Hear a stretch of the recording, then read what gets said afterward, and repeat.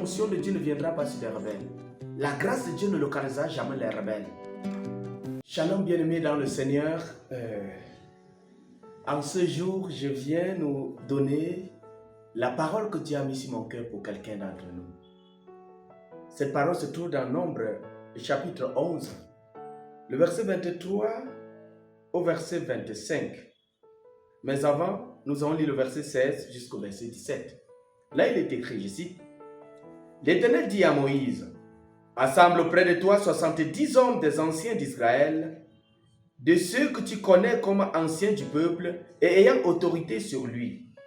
Amène-les à la tente d'assignation et qu'ils s'y présentent avec toi. Je descendrai et là je te parlerai. Je prendrai de l'esprit qui est sur toi et je le mettrai sur eux, afin qu'ils portent avec toi la charge du peuple et que tu ne la portes pas à toi seul. » Le verset 23 dit, « L'Éternel répondit à Moïse, « La main de l'Éternel sera-t-elle trop courte? Tu verras maintenant si ce que je t'ai dit arrivera ou non. » Moïse sortit et apporta au peuple la parole de l'Éternel. Il assembla 70 hommes des anciens du peuple et les plaça autour de la tente.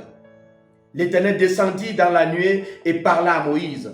Il prit de l'esprit qui était sur lui et le mit sur les 70 anciens. Et dès que l'esprit reposa sur eux, ils prophétisèrent, mais ils ne continuaient pas. Amen.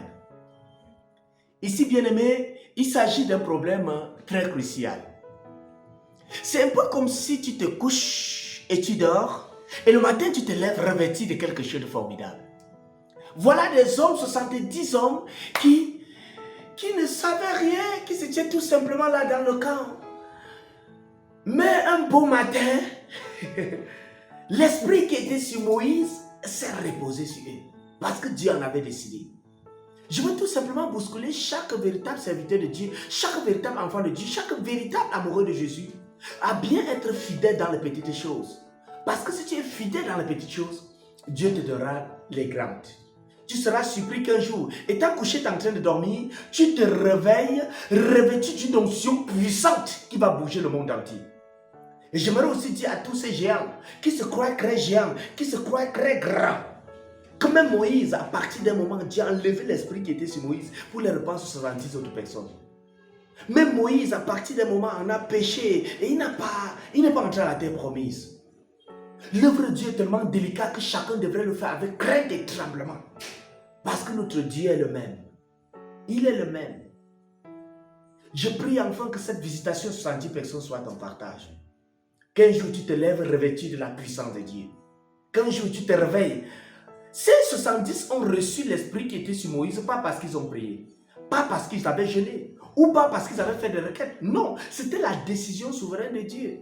Ça veut dire que quelqu'un est en train peut-être de défricher au champ, ou de peler la patate, et tout d'un coup il reçoit un appel, bon, on t'attend à la tente d'assignation, et boum, voilà l'onction qui tombe sur toi.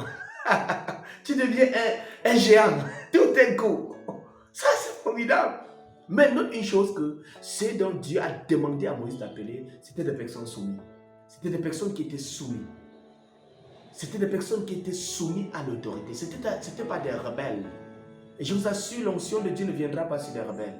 La grâce de Dieu ne localisera jamais les rebelles. Ça, c'est très capital. La bénédiction se trouve dans la soumission. C'est très important.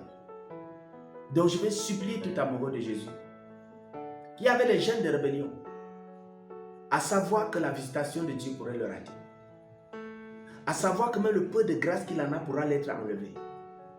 Et je supplie tout véritable amoureux de Jésus à se soumettre, à être fidèle dans les petites choses, et Dieu lui donnera des grandes. Je suis sûr que le Seigneur nous bénisse. C'est l'exhortation dont je voulais passer à toute la communauté des amoureux de Jésus en ce jour. Que de même que Dieu nous a sélectionnés, il peut aussi nous arracher notre grâce pour le déverser sur un autre mouvement qui est en train d'être humble, qui est en train de poursuivre l'œuvre de Dieu avec acharnement, avec sacrifice et détermination. Que le Seigneur nous bénisse. C'était votre frère, le frère Sophonie Blaise Kebaou, esclave amoureux de Jésus. Shalom.